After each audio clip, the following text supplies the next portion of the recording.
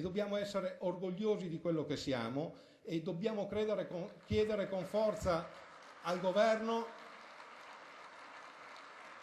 di tenerci in considerazione e soprattutto di ascoltarci. Nelle parole del presidente di Confartigianato Imprese del Veneto ci sono insieme orgoglio e grido d'allarme. Dopo gli industriali a Torino, a Milano tocca a loro, il popolo degli artigiani, delle partite IVA, il tessuto connettivo della regione. Un esercito di 400 imprenditori da tutte le province, partiti all'alba in pullman per partecipare al vertice nazionale. È una domanda che mi fanno, ma è una manifestazione di protesta?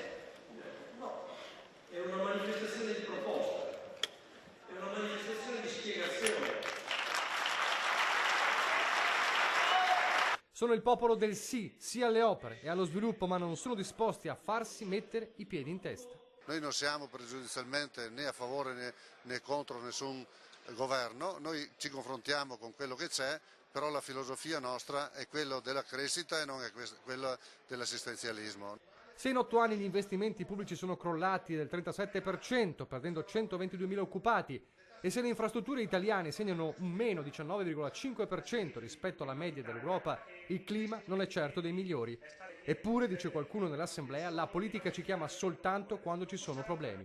E il Veneto chiede banda larga, misure per venire incontro alle imprese e soprattutto infrastrutture, strade, collegamenti.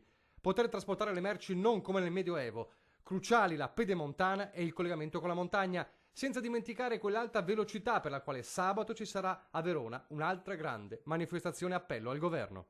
E credo che la maggior urgenza che noi abbiamo come sistema Veneto sia quello dell'arrivo dell'alta capacità ferroviaria e chiudere la partita veloce da Milano a Venezia.